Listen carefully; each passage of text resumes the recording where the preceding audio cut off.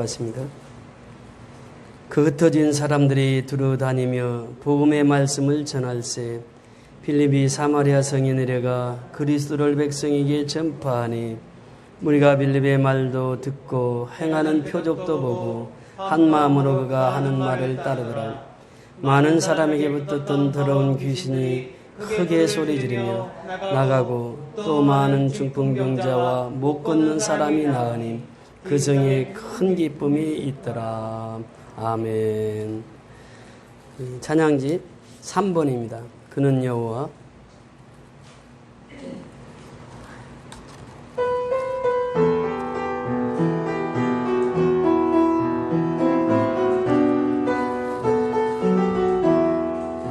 그는 여호와 창조의 하나님, 그는 여호와 전능의 하나님, 일하세요 반성의 하나님, 그는 여호와 치료의 하나님. 찬양하세 할렐루야, 찬양하세 오 할렐루야. 그는 여호와 전능의 하나님, 그는 여호와 치료의 하나님, 사전의 하나님, 아브라함의 하나님, 여호와 샬롬 영광의 하나님, 이스라엘의 하나님, 영원한 하나님, 그는 여호와 치료의 하나님. 찬양하세 할렐루야, 찬양하세 오 할렐루야. 그는 여호와 전능의 하나님, 그는 여호와 치료의 하나님. 여호와 이레 그는 나의 공급자, 구원의 하나님, 구주의 하나님, 아들을 보내어 그를 증거하셨네. 그는 여호와 치료의 하나님. 찬양하세 할렐루야, 찬양하세 오 할렐루야. 그는 여호와 전능의 하나님, 그는 여호와 치료의 하나님. 아멘. 그는 여호와 창조의 하나님. 우리 하나님은 창조의 하나님이심을 믿습니다. 그는 여호와 전능의 하나님. 하나님은 무소부지하시고 전지전능하신 하나님이십니다. 전능의 하나님이세요. 길르앗의 향로여 반석의 하나님, 그는 여호와 치료의 하나님, 이렇게 표현하고 있습니다. 자존의 하나님, 아브라함의 하나님, 여호와의 샬롬 평강의 하나님, 이스라엘의 하나님, 영원한 하나님. 여호와 이레 그는 나의 공급자, 구원의 하나님, 구주의 하나님, 아들을 보내어 그를 증거하셨네. 그는 여호와 치료의 하나님. 찬양하세 할렐루야, 찬양하세 오 할렐루야. 그는 여호와 전능의 하나님, 그는 여호와 치료의 하나님. 오늘 이 본문 속에 다 들어가 있는 내용입니다. 우리 하나님은 전능하신 하나님이요, 우리 하나님은 치유의 하나님이시요, 우리 하나님은 모든 것을 하실 수 있는 분입니다. 이 경배의 대상은 하나님밖에 없다고 하는 것이죠. 그래서 우리가 이 시간 하나님 앞에 경배하러 나왔습니다. 오늘 하나님의 역사는 위대한 역사를 우리에게 보여주고 있습니다. 우리가 사도행전 7장에 보면 스데반 집사가 등장해서 스데반 집사를 통해서 복음이 전파되어 가는 모습을 우리에게 소개하고 있습니다. 그러면서 스데반 집사가 최초의 순교자로서 그 순교를 당합니다. 그런데 그 순교 당함을 통해서 예루살렘에 큰 박해가 오고 그 박해로 인해서 모든 예수 믿는 사람들이 다 흩어지게 됩니다. 지난 시간에 우리가 말씀을 상고했던 사도행전 8장 1절부터 3절까지 그 말씀에 보면 사울은 스데반의 죽음을 마땅히 여겼다 이렇게 표현합니다. 사울은 철저히 유대인이었습니다.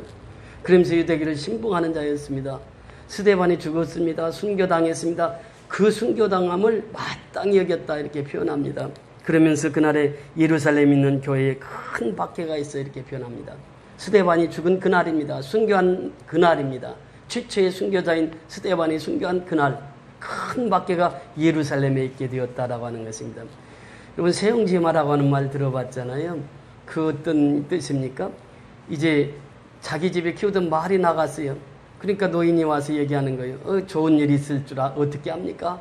그러니까 얼마 지나지 않아서 준마를 끌고 오는 것이죠. 그러니까 이제 준마를 끌고 오니까 자기 말에다 준마까지 큰 이득을 보게 된 거죠. 그런데 또 와서 노인이 얘기합니다. 또 큰 사고가 나올지 어떻게 합니까? 그런데 말을 타다가 자기 아들이 발이 부러져 버린 거예요. 그러니까 얘기를 합니다. 또 좋은 일이 있을지 누가 합니까? 그러니까 그때 당시 오랑캐가 쳐들어왔을 때 동네 청년들은 다 군대 입영을 했는데 발 부러진 아들은 군대를 안 갔단 말이죠. 그 사람은요, 살다 보면은 어려움도 당하고 또 그 어려움이 오히려 복이 되고 이것이 바로 인생이라고 하는 것이죠. 지금 이 예루살렘에 큰 박해가 일어납니다. 큰 박해가 일어나서 흩어지고자 해서 흩어진 것이 아니에요. 박해 때문에 살고자 흩어졌던 것입니다. 여기 보면 예루살렘의 사도들은 다 남습니다. 그들은 순교를 각오하고 남았던 것이죠. 예루살렘 교회의 사도들은 다 남아있어요. 그런데 예수 믿는 성도들은 다 흩어지는 거예요. 흩어져서 이제 그 흩어진 무리들이 무엇을 하느냐? 내가 받은 복음을 증거하는 것이에요. 자, 보세요.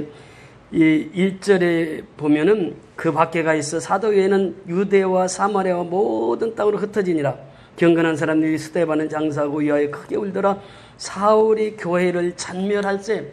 큰 박해뿐만 아니라 사울은 교회를 잔멸했다고 이렇게 표현합니다. 지난 시간에도 말씀을 드렸습니다만 이 잔멸하다고 하는 뜻이 멧돼지가 포도맛을 보니까 너무 포도맛이 좋은 거예요. 그래서 포도밭을 다 뒤집어 팝니다. 이와 같이 교회를 완전히 없애기 위해서 이 사울이라고 하는 이 청년이 다니면서 교회 다니는 사람들 오게 가지고 그 일을 했단 말이죠. 여기 자세히 보면요. 사울이 교회를 잔멸할 때 각 집에 들어가 이렇게 표현합니다. 그때 당시에는 가정교회가 주로 이루어졌다는 것이죠. 가정마다 예수 믿는 사람 다 색출해가지고 감옥에 가두고 또 심지어는 죽이기까지 하고 이것이 사울이 하는 일이었어요. 그래서 사울이 예수 믿기 전에는 이렇게 교회를 잔멸했습니다. 교회를 핍박했습니다. 그리고 나서 오늘 본문에 등장하는데 그 흩어진 사람들이 그래요. 두루 다니며 예수님께서 말씀하십니다. 예수님은 두루 다니시면서 복음을 전하셨습니다. 그래서 귀신 들린 자들은 귀신을 쫓아내주시고 병든 자들은 치유하시고 예수님의 사역에 두루 다니면서 그렇게 사역을 하셨어요. 그런데 여기에 보니까 두루 다니며 무엇을 전할세? 복음의 말씀을 전할세 그랬습니다. 우리가 예수 믿는다고 하는 것은 무엇입니까? 복음을 받았다고 하는 것이 복음. 복음이 무엇입니까? 예수님이 나를 위해서 십자가에 죽으시고 부활하셨다고 하는 사실이에요. 이것이 복음입니다. 복음의 핵심은 바로 그것입니다. 그래서 바울은 로마서 1장 2절부터 4절까지 복음이 무엇이냐? 복음이라고 하는 것은 혈통으로는 다윗의 혈통을 따라 난 것이고 예수 그리스도를 아는 것이고 예수 그리스도를 믿는 것이 복음이다. 예수의 죽으심과 부활하심을 믿는 것이 복음이다. 이렇게 정리를 합니다. 그러니까 그리스도와 연합되려면은 세례를 받아야 되는데 그 세례는 뭐냐? 예수와 함께 죽고 예수와 함께 사는 것이다. 그런 사람들이 그리스도와 연합이 되는 것이다. 로마서 6장 3절로 5절의 말씀입니다. 그래서 우리는 구원받았기 때문에 예수님과 연합이 된 거예요. 구원받았기 때문에 하나님의 자녀가 된 거예요. 구원받았기 때문에 우리는 이 복음을 전하게 되는 것입니다. 핵심이 무엇입니까? 예루살렘에 살던 사람들이 다 흩어졌습니다. 흩어져서 사마리아까지 가게 된 것이죠. 이 사마리아는 어떤 곳이었습니까? 평상시 유대인들이 가장 싫어하던 곳이 사마리아였습니다. 그 사마리아는 사람들을 사람으로 취급을 하지 않았어요. 유대인들은 사마리아 사람들을 짐승으로 취급을 했습니다. 개 같은 사람 이렇게 취급을 했어요. 그리고 이 사마리아인들을 만나지 않게 하기 위해서 그들은 유대에서 이스라엘을 가려고 하면은 동편으로 건너서 요단강을 건너서 뺑 둘러서 이 갈릴리 바다 또 이스라엘을 방문했단 말이죠. 그만큼 이 사마리아인들하고는 상종을 하지 않는 시기예요. 그런데 예수님이 이 사마리아를 관통을 하십니다. 제자를 데리고 사마리아를 갑니다. 사마리아 그 성에 가서 복음을 증거합니다. 야곱의 우물가에서 복음을 증거하는데 이제 제자들은 배가 고프니까 다 양식을 구하러 갔고 그때 예수님 혼자 계시는데 한 여인이 물동이를 이고 오는 거예요. 물을 길르고.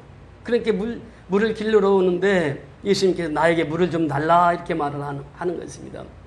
그러면서 하시는 말씀이 이 물을 마시는 자는 다시 목마르려니와 내가 주는 물은 영생에 하는 물이기 때문에 영원히 목마르지 아니하리라. 그러니까 그 여인이 얘기합니다. 그 물 좀 달라고. 그런데 예수님 생각해 보세요. 여기가 어떻게 우물이 깊은데 여기서 예수님 아무것도 없이 물을 기를 수 있습니까? 그런 얘기를 해요. 사실 중동 지방에 가면은 우물을 파는데 아주 깊게 팝니다. 제가 스리랑카, 방글라데시 갔을 때 그 우물을 보니까 이 까마득해요. 한 30m 이렇게 팝니다. 30m, 50m. 그런데 파서 그 물을 길러 올려보니까 먹을 수 있는 물이 아니에요. 석회수에다가 우리가 마실 수 있는 물이 아니에요. 그런데도 그렇게 깊습니다. 우물이. 그렇게 야곱의 우물도 아마 그렇게 30m, 50m 이렇게 깊었을 거란 말이죠. 그런데 그때 그 여인이 그런 얘기예요. 아무것도 없는데 어떻게 물을 기를 수 있습니까? 근데 예수님께서 하시는 말씀은 그 육신의 우리가 마시는 물이 아니라 예수님 속에 있는 복음을 말씀하신 거죠. 그래서 나에게 그 물을 좀 달라고 했을 때 그 여인에게 예수님께서 하신 말씀이 무엇입니까? 그럼 남편 불러오너라 그래요. 그러니까 남편이 없습니다 그래요. 그러니까 예수님께서 말씀하세요. 내가 5명의 남편이 있었지만 지금 또 사는 남자도 그 남편 같지 않은 그 남자와 같이 살고 있지만 살고 있다. 그런 얘기를 했을 때 이 여인이 깜짝 놀랍니다. 놀라서 얘기하는 거예요. 당신은 선지자로소이다 이런 얘기를 해요. 그러면서 그 복음을 쭉 증거했을 때 그 여인이 제일 먼저 한 것이 무엇입니까? 우리가 어디 가서 예배를 드립니까? 구원받은 사람들의 특징이 그것입니다. 예배를 어디서 드리는 것입니까? 예배의 핵심을 알게 되는 것이죠.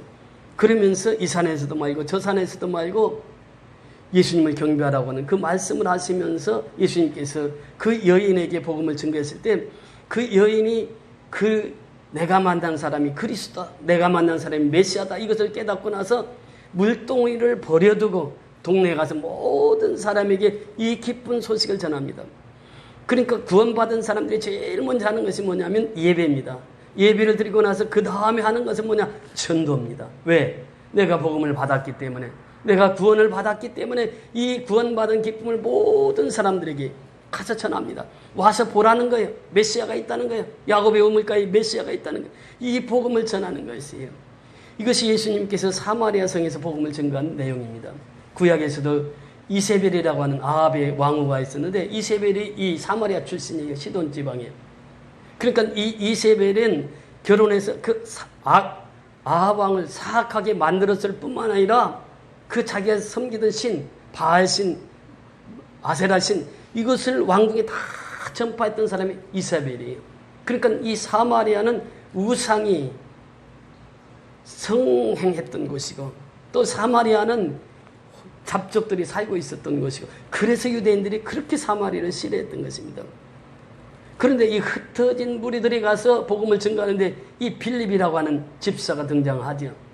그러면서 이 빌립은 전도를 하면서 전도자가 되는데 이 빌립이 어떤 사람입니까? 대출에 나온 것이 사도행전 6장에 나오죠. 6장에서 그 7명의 집사를 뽑을 때 이 빌립 집사가 거기 있었단 말이죠. 그러니까 성령이 충만하고 지혜가 충만하고 믿음이 충만하고 또 모든 사람에게 칭찬받고 또 은혜가 충만하고 권능이 충만한 자 바로 빌립입니다. 이 빌립이 사마리아 성까지 간 거죠. 그런데 이 흩어진 무리들이 가서 무엇을 합니까? 가서 사업을 했습니까? 직장 생활을 했습니까? 물론 사업도 하고 직장 생활도 했을 거예요. 그런데 중요한 것은 뭐냐? 빌립은 가는 곳마다 예수를 증거했다는 것이에요. 내가 복음을 깨닫고 내가 예수의 자녀가 되었다고 하면 그날부터 전도를 하게 되어 있습니다. 왜?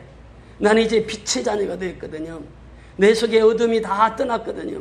빛의 자녀는 어둠을 밝히는 사람들입니다. 그렇기 때문에 빛의 자녀가 된 빌립은 가는 곳마다 복음을 전하니 그 사마리아에 가서 복음을 전한 최초의 선교사가 누구냐? 빌립 집사라고 하는 것이에요. 자, 저는 그렇게 생각을 했습니다. 바울이 최초의 선교사다. 바나바가 최초의 선교사다. 왜냐하면 안디옥 교회에서 그 안술에서 정식 선교사를 파송했거든요. 그런데 이 빌립은 안수를 받지 않았지만 이미 선교사로 사마리아 나가서 복음을 전했어요. 최초의 선교자가 누구라고 그랬습니까? 스테반이에요. 스테반. 그 집사였단 말이죠. 빌립도 집사였어요. 그런데 최초의 선교사로 나가서 사마리아 성에서 복음을 전합니다. 여러분, 이 복음이라고 하는 것은, 전도라고 하는 것은 누가 하는 것이냐? 모두가 전도하는 것이에요. 구원받은 사람이라면 모두가 하는 것이에요. 장로, 집사, 권사, 목사가 전도하는 것이 아니라 구원받은 사람 모두가 가서 전도하는 거예요. 모두가 다 선교하는 거예요. 이것이 바로 하나님의 뜻입니다. 여러분 보세요. 빌립 집사를 그 복음의 전도자로 세워서 복음을 증거합니다. 증거할 때 어떤 역사가 일어납니까? 빌립이 그렇게 표현합니다. 사마리아 성에 내려가 그리스도를 누구에게 전파하니? 백성에게 전파하니.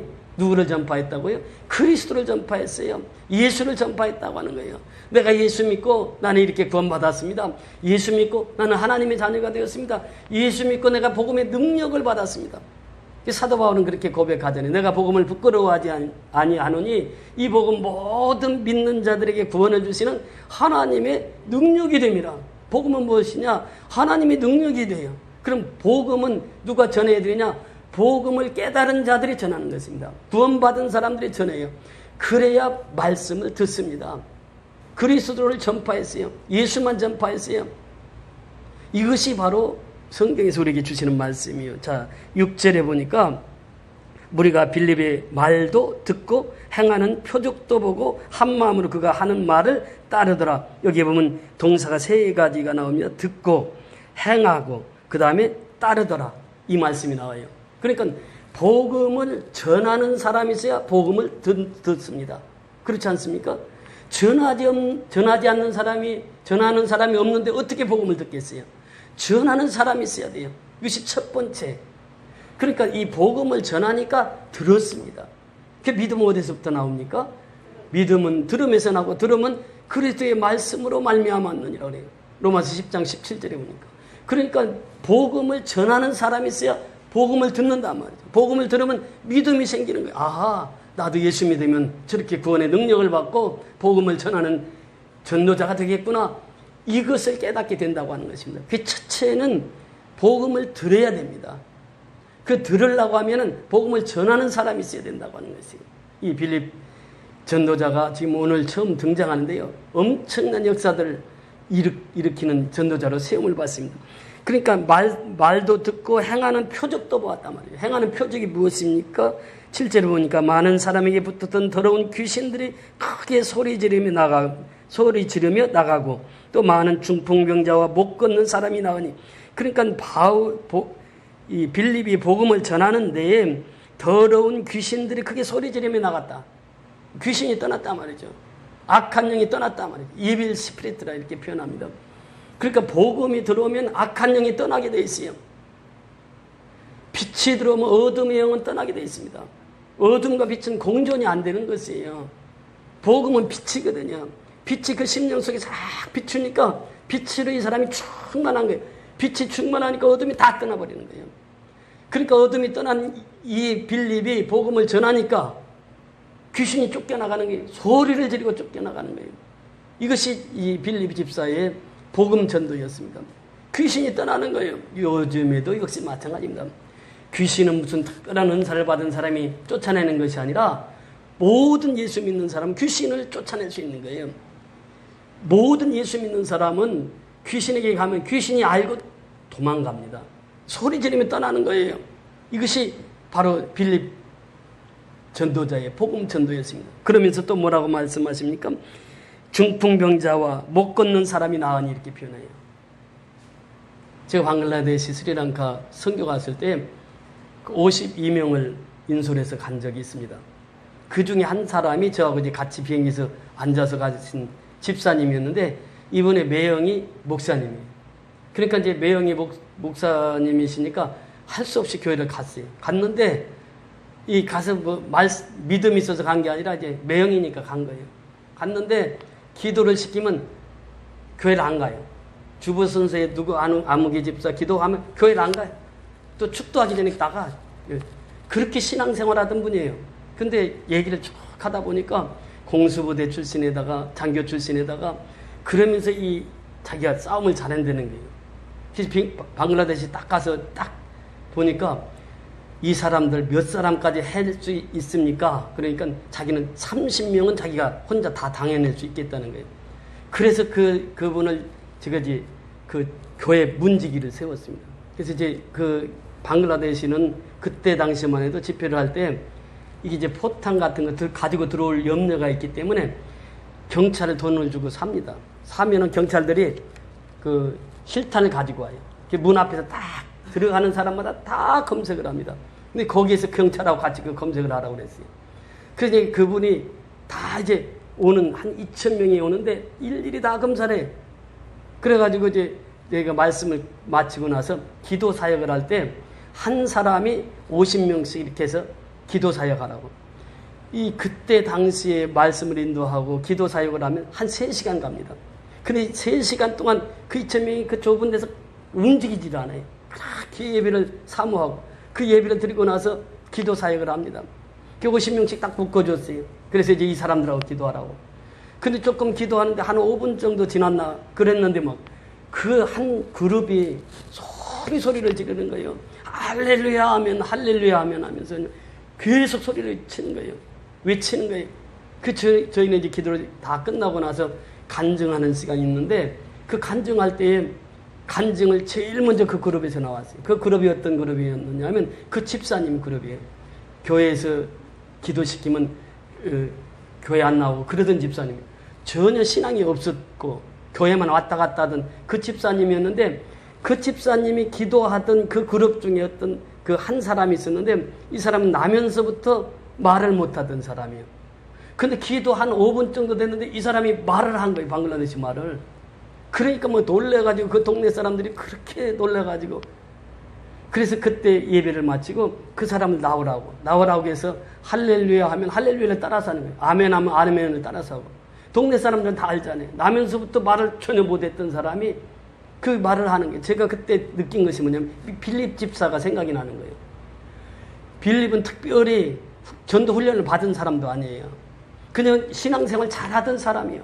근데 사마리아에 가서 복음을 전하니까 예수를 전하니까 그리스도를 전하니까 중풍병자가 치유받고 또 안전병이가 치유받고 귀신 쫓겨나가고 그 역사가 이루어지더라는 것이에요. 그러니까 하나님께서 역사하시면 그저 교회만 왔다 갔다 하던 그 사람을 통해서도 그렇게 역사를 이루시는 거예요. 그래 그 뒤로 그분이 중국과 이제 무역을 했는데 김치 그 무역을 했던 분인데 그 뒤로 이제 사업도 잘하고 그래서 예수를 잘 믿었습니다. 이 중요한 것은 뭐냐면 복음이 들려지면 어떤 사람이라도 가서 복음을 전하면 역사가 일어난다는 것이에요. 빌립 집사가 그런 역사를 행했던 것입니다. 그래서 이 역사를 이루고 나니까 그 성에 무엇이 있었다고요? 큰 기쁨이 있더라고 말씀하십니다. 여러분 이 기쁨이라고 하는 것이 무엇입니까? 사람의 기쁨은요 한정이 되어 있습니다. 그러나 이 기쁨의 원체는 누구냐? 예수란 말이에요. 예수를 만나게 되면 그때부터 기쁨이. 복음은 무엇입니까? 기쁨의 소식이에요. 죽어가는 생명을 살리는 것이 기쁨입니다. 예수님께서 그 사마리아 성에서 복음을 전가할 때에 또 빌립이 복음을 전가할 때에 수많은 사람들이 믿고 주님 앞으로 나옵니다. 저는 이 말씀을 준비하면서 우리가 섬기고 있는 미얀마를 생각하게 보게 된 것이죠. 이 사마리아는 복음이 안 들어갔었습니다. 예수님이 가서 복음을 전가하시고 그 다음에 바로 등장한 사람이 빌립 집사예요. 빌립이 가서 복음을 전가할 때 수많은 사람들이 주님 앞에 돌아와요. 그러니까 이 사마리아 성에는 예수 믿는 사람이 없었단 말이죠. 그러다 보니까 황금어장이 복음에.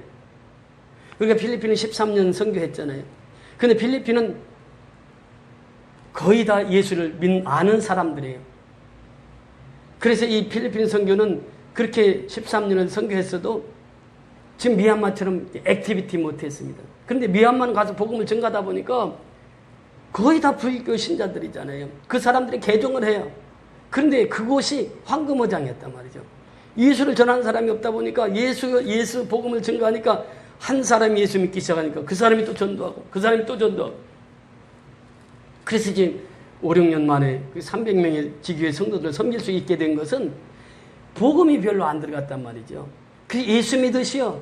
예수 믿으면 구원받습니다. 이 이야기만 해도 그 사람들이 평생 불교 신자들이 기독교로 개종한 그러니까 이 사마리아 성도 예수 믿는 사람이 없었단 말이죠.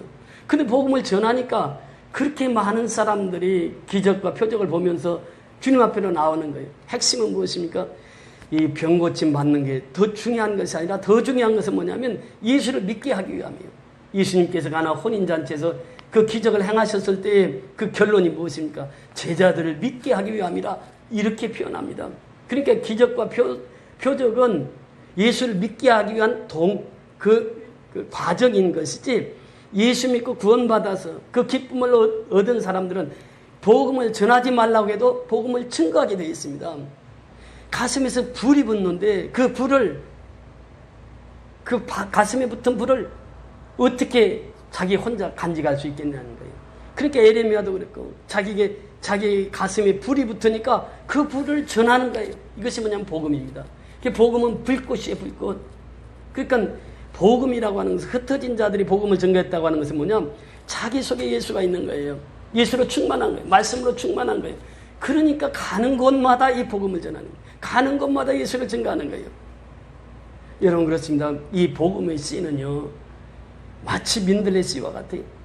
민들레 씨는 어떻습니까? 다 익으면은 그때부터는 이제 바람을 기다리는 거죠. 바람이 딱 불면 민들레 씨가 바람을 타고 어디 자기가 어디로 가는지를 몰라요. 바람이 이제 딱 세워주면 거기서 민들레 씨가 딱 떨어집니다.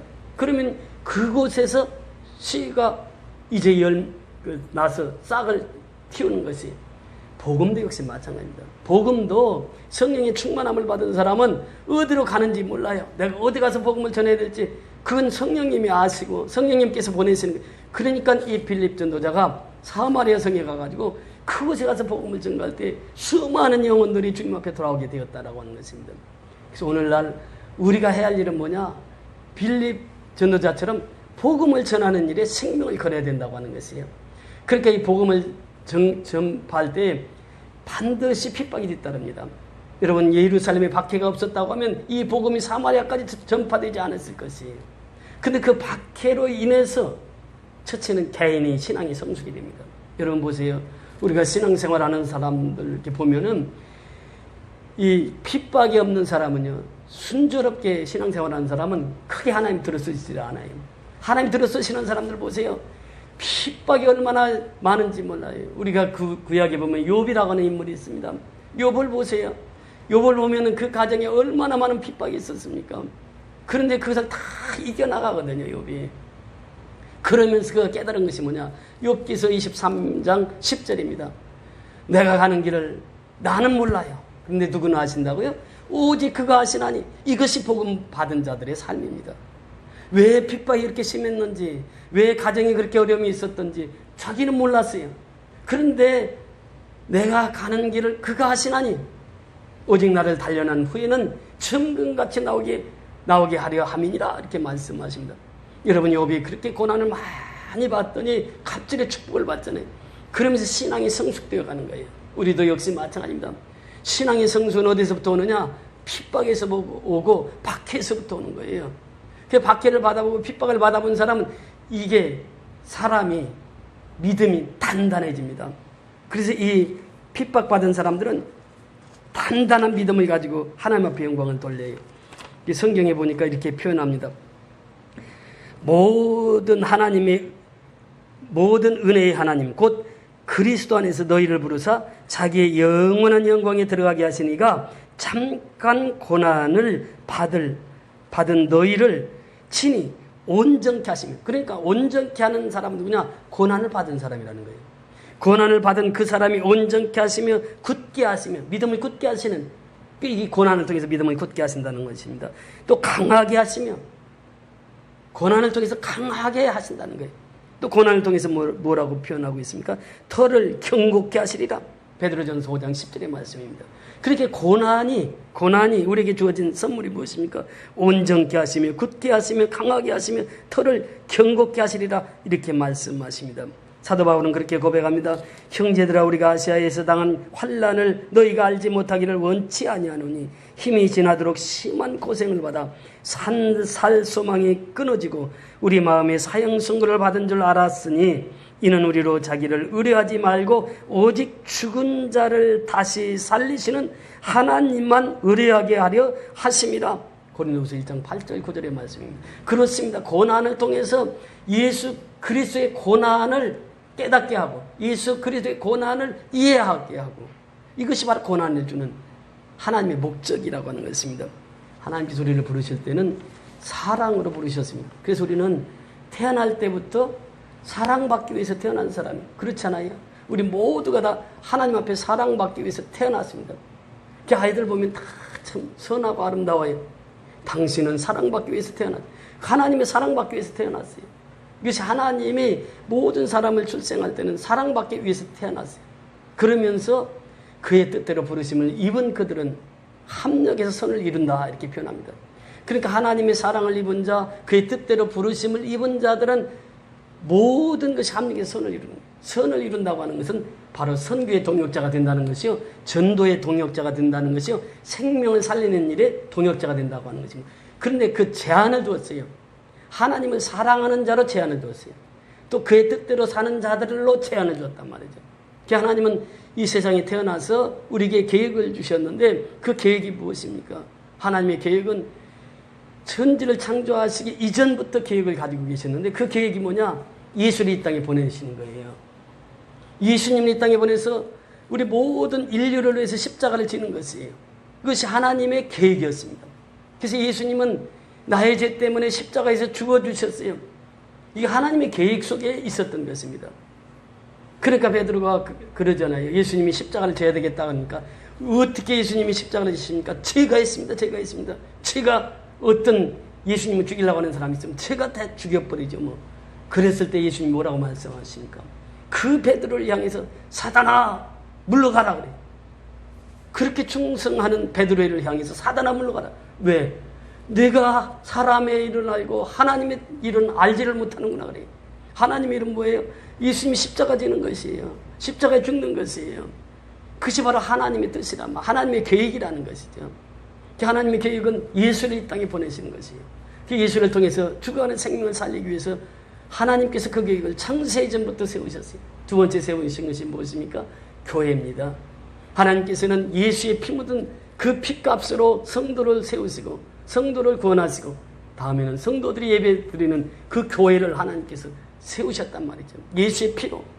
그 예수의 피로 우리의 모든 죄를 사하시고 예수의 피로 우리를 구원하시고 예수의 피로 교회를 세우셨다고 하는 거예요. 이것이 하나님의 원대한 계획입니다. 이것이 태초 이전부터 하나님이 가지고 계셨던 계획이. 두 번째, 하나님은 목적이 있어서 우리를 부르셨습니다. 그 목적이 무엇입니까? 나를 통해서 하나님 나라를 이루라고 하는 것이에요.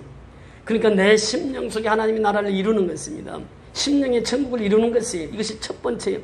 심령의 천국을 이루는 사람은 예레미야처럼 바울처럼 동족에서 내 이름이 끊어질지라도 그 동족을 위해서 기도하게 되는 거예요. 동족을 위해서 선교하게 되는 거예요. 전도하게 되는 거예요. 그래서 하나님의 나라를 세워가는 것입니다. 이것이 두 번째, 하나님께서 우리를 구원받은 사람들을 하나님의 계획대로 살기를 원하시고 목적을 따라 살기를 원하셨어요. 우리를 통해서 하나님 나라가 확장되는 것이 하나님의 목적이에요. 우리는 죽을 때까지 그 하나님 나라의 확장을 위해서 쓰임받는 도구가 되어야 된다고 하는 것입니다. 마지막 중요한 것이 무엇입니까? 그의 뜻대로 부르심을 받은 자들이에요. 하나님의 뜻대로 우리는 부르심을 받았다고 하는 것이에요. 내가 부름을 받은 것은 하나님의 뜻에 의해서 부름을 받았다고 하는 것입니다. 그 뜻이 무엇입니까? 항상 기뻐하라. 이것이 복음을 가진 자의 특징입니다. 그러니까 복음을 가진 자들은, 예수를 제대로 믿는 자들은, 구원받은 자들은 항상 기뻐하게 돼 있어요. 어떠한 상황 속에서도 기뻐하게 돼 있습니다. 왜? 내 속에 빛이 있으니까 그래요. 내 속에 복음의 불꽃이 살아나 있으니까 그래요. 불꽃이 있으니까 항상 기뻐해요. 그러니까 기뻐하는 것 반대가 무엇입니까? 염려하고 근심하고 원망하고 불평하고, 복음을 제대로 깨닫지 못하면 예수를 믿으면서도 원망, 예수 믿으면서도 불평해요. 예수 믿으면서도 미운 사람이 있어요. 아, 저 사람은 교회를 안 나왔으면 좋은데, 저 사람은, 그러면서 원망하고 불평하는 거예요. 왜? 복음을 깨닫지 못하니까 그래요. 왜? 복음을 깨달으면 항상 기쁘게 살아갈 수 있어요. 왜? 예수가 내 안에 있기 때문에 그래요. 예수님이 내 안에서 역사하시기 때문에, 예수님께서 내 안에서 행하시기 때문에 항상 기뻐할 수 있어요. 쉬지 말고 기도하라. 우리가 기도할 일이 얼마나 많습니까? 지금 코로나19로 인해서 정상적인 예배가 안 되고 있어요. 오늘도 또 전화가 와요. 목사님 언제 교회 가요? 오라고 하는 말을 못했어요. 이게 속히 코로나가 지나가야 돼요. 우리가 모일 때마다 기도를 해야 돼요. 하나님, 이제 코로나가 지나가고 예배가 정상적으로 회복하게 해달라고. 지금 우리가 섬기는 양곤, 어제도 제가 보내고 그제도 보냈잖아요. 양곤은 하루에 2,000명 이상이 코로나로 죽어가고 있습니다. 그 시체들을 운반할 데가 없어서 돈 있는 사람들은 그 황금 그 장례차로 싣고 가지만, 그 다음에 보통 사람들은 이 트럭으로, 또 이 교통수단, 우리나라로 말하면 버스 같은 거기에다 시신을 운반하고, 또 어떤 돈이 없는 사람은 자전거에다 시신을 운반하고 있는 거죠. 그것이 양곤의 현실입니다. 우리 양곤 선교연합교회와 가찬 선교연합교회가 있는 그곳에서 그 일이 벌어지고 있는 거예요. 얼마나 어렵고 힘든지 몰라요. 구테타군들은 그 산소를 제대로 공급 못 해가지고 아우성이 산소 그 실린더에다가 산소 채우는 것이 그들이 급선무예요. 근데 그것을 할 수가 없는 거예요, 지금. 그 상황 속에서 지금 우리가 사랑의 쌀을 보내서 그들은 지금 사랑의 쌀을 받고 또 예배를 통해서 하나님 앞에 영광을 돌리고 있습니다. 이 일을 통해서 우리가 그 지교회의 성도들을 위해서 우리가 끊임없이 쉬지 않고 기도해야 된다고, 범사에 감사하라고 하는 것입니다. 이것이 하나님 뜻이라는 거예요. 우리가 예수 제대로 믿는 사람은 범사에 감사합니다. 이게 하나님의 뜻이니까 그래요. 어떤 상황 속에서도 감사할 수 있는 사람이 누구냐? 예수 믿는 사람이에요. 어떤 사람에서도 기뻐할 수 있는 사람이 누구냐? 예수 믿는 사람이에요. 어떤 상황에서도 기도할 수 있는 사람은 어떤 사람이냐? 예수 믿는 사람이에요. 그러면 이 뜻을 이루기 위해서는 어떻게 해야 되냐? 성령을 소멸치 말아야 된다고 하는 것입니다. 여러분, 그렇습니다. 우리가 성령을 떠나면 아무 일도 할 수 없는 것이에요. 빌립이 가서 복음을 전할 때 누구의 이름을 전했다고요? 예수의 이름, 그리스도의 이름을 전파했어요. 그러니까 귀신이 떠난 거예요. 그리스도 이름을 전파하니까 중풍병자가 일어난 거예요. 안전병가 일어난 거예요. 그리스도의 이름 속에 능력이 있는 것이지 빌립 전도자가 능력이 있는 게 아니라 말이죠. 그래서 오늘날도 하나님께서 하나님의 뜻을 이루는 사람 누구냐? 빌립처럼 성령이 충만한 사람. 이 사람이 최초의 선교사가 되었단 말이죠. 스데반처럼 성령이 충만한 사람, 이 사람이 최초의 선교자가 되었다고 하는 것입니다. 오늘날도 역시 마찬가지입니다. 하나님의 뜻을 이루기 위해서는 우리가 성령의 충만함을 받고 아버지께서 인도하는 대로 살아가는 것이에요. 그래서 오늘 이 본문을 통해서 우리에게 주시고자 하는 메시지가 무엇입니까? 사마리아 성에 큰 기쁨이 왔는데, 큰 기쁨의 원천인 예수가 전파되니까 그 사마리아 성에 온통 큰 기쁨, great joy 이렇게 표현합니다. 그러니까 복음은 그래요. 지금도 복음이 들려지는 곳마다 큰 기쁨이에요. 사마리아 성뿐만이 아니잖아요. 양곤에도 복음이 전파되니까 그 예수 믿는 사람들을 통해서 기쁨이 충만한 것이에요. 오늘날 우리가 해야 할 일은 무엇입니까? 예수님의 피로 성도를 샀고 예수님의 피로 교회를 사셨어요. 그래서 이 환난은 무엇을 만드냐? 개인의 신앙 성장을 성장케 하는 것뿐만 아니라 교회를 교회답게 하는 것이. 교회가 지금 사명을 잃어버렸어요.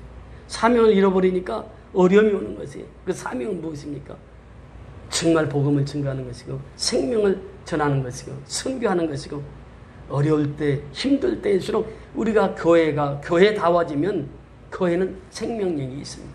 교회가 교회다워지지 못할 때에 생명력을 잃어버리는 것이에요.